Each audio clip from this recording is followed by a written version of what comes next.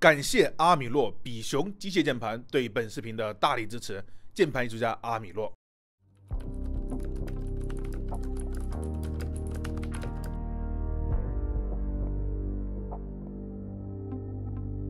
你相信命运吗 ，Leo？ 不，让我来告诉你，你为什么来到这里。你来是因为网络太差，即使网速很快，延续也无法彻底解决。那有什么办法吗？这是你最后的机会，你可以选择什么都不做，也可以选择把联机宝带回家。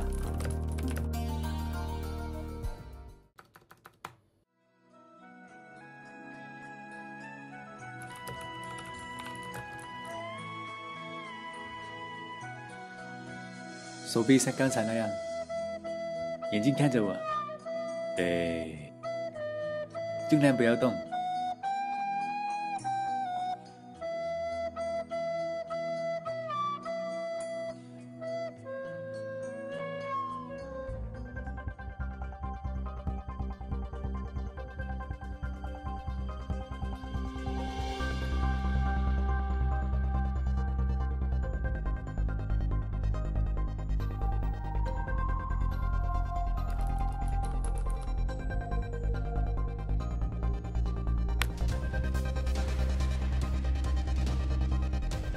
主机加速盒子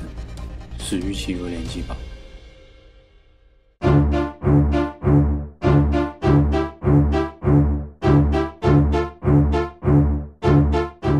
全宇宙的华人玩家们，你们好，感谢收看 Gamer 就在玩游戏，我是年俊。这一期我仍然在出差当中，同样不能录像，只能录音，所以我的颜控们抱歉了2015年E3游戏展，沙漠3出乎意料的发布了一部分人惊喜交集，泣不成声，那感觉你就想象成我们国足得了世界杯吧哈！但大多玩家却是二丈巨人摸不着脖子搞不清为什么能让那么多人兴奋。这个视频我们也会回顾下前2代当做对比，但是并不会详细展开来讲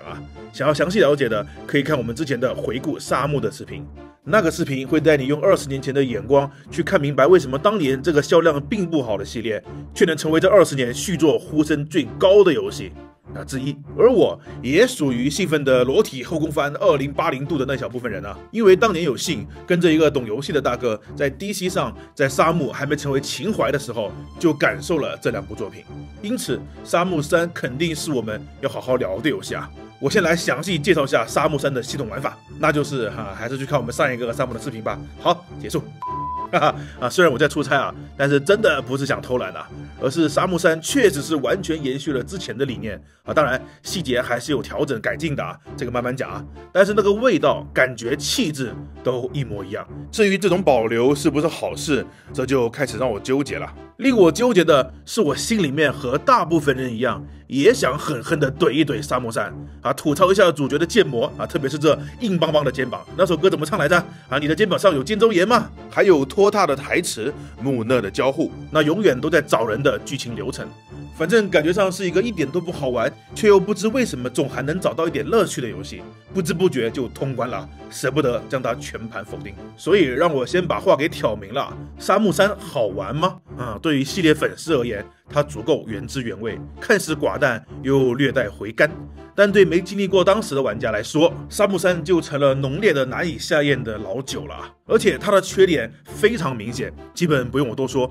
都是各位明眼能看到的那些：建模烂、节奏慢、动画呆滞、系统繁琐。而且这些不是别的游戏那样的有所舍取比如为了特定风格，建模故意低多边形，或者为了气氛故意放慢剧情节奏，而是实打实的属于做得不好的缺点如果我只想知道这个游戏好不好，那看到这里就足够了。但这样就只是单纯的发牢骚了。与其单方面的抓着缺点不放，倒不如思考一下为什么沙漠3会有这些问题。沙漠追求的体验到底是什么？我想这才是 Gameker 的价值观所在吧。大部分媒体都将沙漠3的失败归咎于游戏体验过于复古不思进取。确实，从核心体验上来说，沙漠3和前2作几乎是没有区别的。与其说沙漠3是一个晚了10几年才开发的游戏，倒不如说它更像是一个延期了10几年才发售的游戏。但具体到玩法层面上，其实和前2作有些观念改变有的改变有起到积极的作用，有的反而引出了新的问题。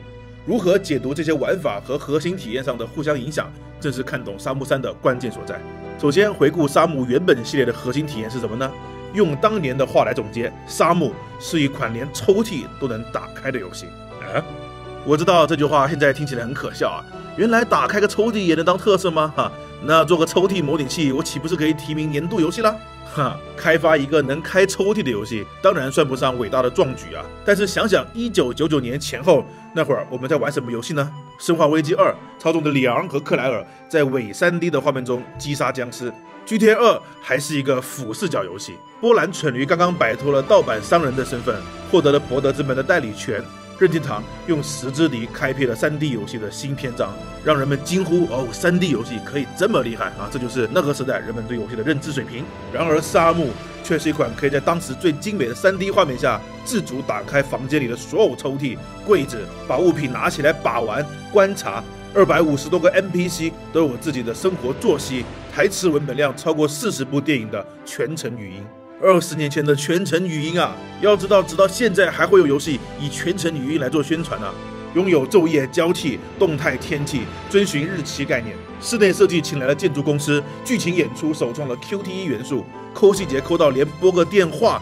都真的能打通的游戏。这就是沙漠，一个被人们戏称为生活模拟器的游戏，一个仅仅因为玩家有可能想要开抽屉，就真的不遗余力去实现这个功能的游戏。20年前的沙漠是一款天灵盖顶到行业天花板的作品，很多设计哪怕放到今天也依旧没有成为标配。相比于游戏，我更喜欢像那个年代的其他开发者那样称呼它为实验室，一个关于如何在1999年把现实生活的逻辑做进游戏里的疯狂实验。对于当年的沙漠而言，这游戏好不好玩真的没那么重要，反正铃木玉也不是奔着好玩去做的如果说小岛秀夫做游戏是想做电影，那铃木玉就是想做头号玩家里的游戏。沙漠的核心就是创造一个尽量接近真实的小世界，让身处其中的玩家感叹原来游戏还能这样。这个惊叹放在20年前就是那个能打开的抽屉。我们现在所说的电影化叙事、沉浸式体验等3A 大作，他们的真实建立在玩法的基础上，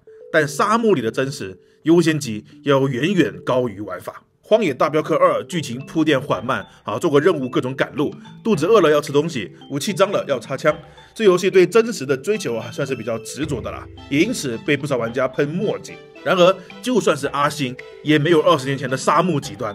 大表哥2虽然会强制玩家赶路到任务地点，赶路很烦，对不对？但沙漠压根连强制都不强制，这才是最要命的。任务目标、时间、地点，所有的情报都得玩家通过对话从特定 NPC 的嘴里一字一句的问过来，甚至这个能给出正确信息的 NPC 到底是谁，到底在哪，都得玩家自己去寻找。游戏本身不会提供任何的捷径，所以沙漠3的玩家在路人看来，就像中了黄金体验的 Diablo 一样，1个小时前在找人问话，1小时后还在找人问话，永远都在找人问话，问着问着，这么一天就过去了。要不是沙漠3的角色建模实在太丑，我都要幻觉自己玩的是 Galgame 啦。20年前的沙漠，核心体验和玩法是互相孤立的。大街上虽然有街机厅可以玩，但街机玩得再好也没用，玩家本身不会有任何改变。路边的贩卖机可以花钱买饮料，但就真的只是喝饮料，没有任何加持作用。难道因为喝的不是 Monster 吗？能开抽屉在那个年代确实很牛掰，但也很多抽屉没啥东西。去掉这个功能，沙漠的核心体验也没有任何影响。同样的，沙漠拥有一套简化至 VR 战士的战斗系统，当初铃木玉老爷子就是想做个 VR 战士的 RPG 版，还配备了练武的养成要素，看似可以和如龙一样战个痛快，但游戏却根本不允许玩家主动战斗，通篇下来只有个位数的剧情允许玩家出手。哪怕是金钱这种本应和玩法紧密挂钩的物品，在初代沙漠里也不过是游戏推动剧情的道具不管前期如何省吃俭用，剧情来了强制花掉，换来的船票也被反派吃掉，结果还是只能乖乖的去港口打工。换句话来说，以前沙漠的玩法不是为了让游戏更好玩，而是为了让游戏更真实。作为参照，在大镖客2里为了追求真实，给马匹设计了很多麻烦的设定，要喂食，要打理，要安抚，会永久死亡，这些设定一方面增加代入感，另一方面不厌其烦的照看马之后，马的好感度会提升，会拥有更长的耐力槽，可以跑得更久，跑得更稳，更容易操控，更不容易死亡。这些对于一个经常赶路的游戏来说是非常有用的正反馈奖励。在大镖客2里，尽管有些墨迹但核心体验和玩法是互相结合的。而沙漠3相比于前2座最大的改变就是铃木玉开始尝试让游戏内容也为玩法服务了。首先，沙漠3的体力会随着时间或者奔跑而减少，体力值太低，人物就跑不动了遇到敌人也只能以残血进入战斗，所以玩家就得当个吃播来补充体力。那从这个逻辑开始，第3代就已经和前2代区分开来了。过去的沙漠缺少一个明面上的目标，一旦卡剧情了就会很迷茫，感觉做什么都没有意义。但沙漠3给玩家提供了一个目标：生存。每一天玩家都需要为食物来源操心，因此怎么赚钱就很重要啦。有些人报杀父之仇的路上去钓鱼是为了娱乐，而八月凉钓鱼是真的为了填饱肚子看20年后游戏还是有改变的嘛，变得更现实了。不知道这是不是老爷子这20年来的感悟呢？游戏里光日常的维持就可能入不敷出打工劈柴一次能挣个50到60，但一瓶血瓶就要卖270后期很多武功秘籍动不动就是4位数的价格这还没算其他娱乐和物品的消费呢。然而沙漠3和过去一样，剧情中的战斗是不会积累经验值的，加上很少会发生战斗，所以人物的成长只能依靠平时的修炼这也太真实了。一个游戏成长不能靠战斗，而是要靠修炼。想提高体力，蹲马步、练寸拳、走基步，无比漫长。想提高攻击力，只能练习散打虽然这个散打好像跟我们的理解有点不一样而且攻击力的成长是建立在没精通的招式上的假如招式精通了，攻击力的经验就不会增长了。所以玩家就必须获得新的武功秘籍，这基本又是要花钱，加上肚子饿了就练得慢，这又和之前的要素连了起来。所以在沙漠3中，一边生存，一边赚钱，一边修炼，是玩家的3大需求，然后才是寻找杀父仇人。虽然比其他目标明确的游戏要墨迹但这也符合八月凉作为一个日本来到中国人生地不熟的要混迹下去的设定。至于街机厅、赌博、商贩、小游戏等等独立于游戏之外的元素，游戏则非常简单粗暴的变成收集要素，满足特定的收集组合就能置换金钱或者武功秘籍。这非常取巧因为沙漠3依旧可以像前作一样，仅仅为了满足真实性就安排各种店铺，但这一次玩家或许会因为想要某个组合奖品，就跑遍地图的好几个瓷器店去买原来对我们没有任何用处的花瓶，而购物本身又需要耗费金钱，一来一回又和3大需求交织在了一起。所以单纯从玩法上来看，我觉得沙漠3没有原地踏步，还跨出了非常正确的一步。这也是我为什么吐槽完游戏显而易见的缺点后，仍然能找到一点乐趣并通关的原因所在。但是别误会了玩法改良我虽然认同，但这并不表示沙漠3做得足够好，甚至因为资金问题，第3代相比过去在很多方面做了妥协。过去的沙漠可以狂傲的自夸，我们的游戏里没有一个路人 NPC， 所有角色都有独立建模和故事背景，但是沙漠3不行。过去的沙漠可以为了重现香港的氛围，自己编写了一个室内装潢的随机代码，并在建筑公司的帮助下力求真实可信。然而沙漠3却会在中国寺庙的门口挂上了贴有红双喜的大红灯笼。可以说沙漠3对玩法的强化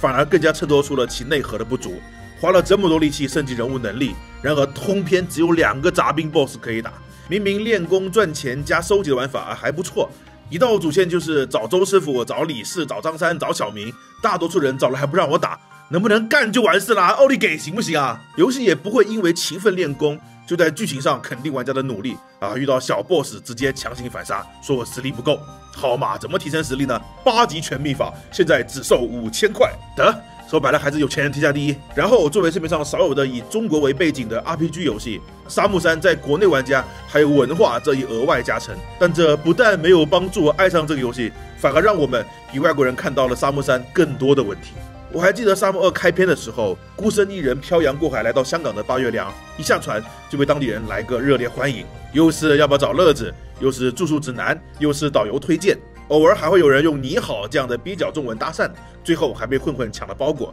很有港片里描述的这样子这种令人会心一笑的地域文化表现，是过去沙漠给我带来的一大乐趣。然而沙漠3却很少有这种感觉，我甚至在游戏里看到了很多并不中国的设定，日式和中式混搭的室内布局，中国寺庙里的会马和主打婆，贴在马盆梁上的吉祥如意，占卦店铺里的恭喜发财。游戏后期甚至还能遇到日式巫女。中国在沙漠3里，与其说是文化，更像是个标签。还好游戏里的中国武术这个还是完美再现啦。村庄里连小孩都会打的城市太极拳、咏春，武馆里的少林拳、八卦掌、擒拿，虽然出现的地点有点混搭，但是至少资金再少，武术的动作捕捉是不能省的。和我一样的武术爱好者会对这些倍感亲切，只是唯一可惜的，似乎主角本身的八极拳打得没那么好看了。曾经 VR 战士里结成金的八极拳打得那么好看，是因为铃木玉邀请了国内八极拳大家吴连枝去动捕，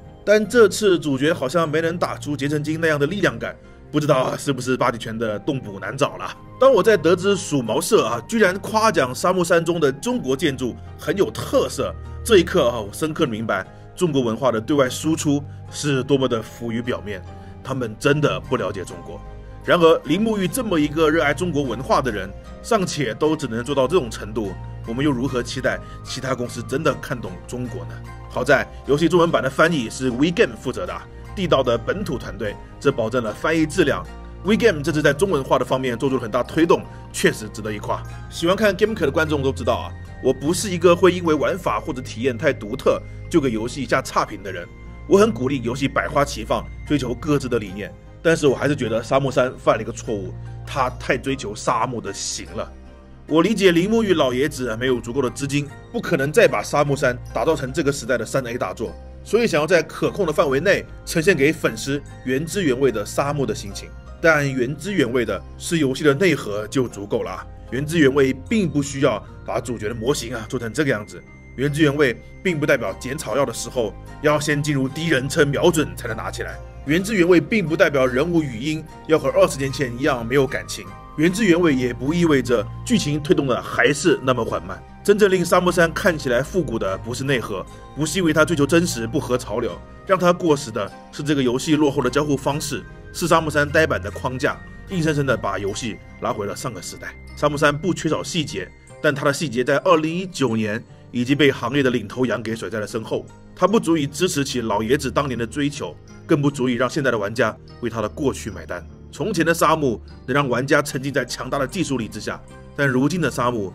只能让人感叹时代变迁的无情啊！情怀是个好东西，过去几年人们靠情怀催生了一个一个众筹奇迹，带回了一个一个老 IP， 但情怀也是个包袱啊，把人压得抬不起头，不知道该为情怀而保留过去，还是为接下去的路面向未来我觉得很可惜。我很想知道所有参与众筹的玩家，所有当时在发布会激动尖叫的玩家，这些人到底想要什么样的沙漠3呢？是这样复古的，还是用新的标准去继续讲完故事的沙漠3呢？至少我是后者。20年前沙漠太超前了，超前到很少有人可以读懂他的野望。20年后沙漠又太保守了，保守到只有20年前那帮人才能包容他的沧桑。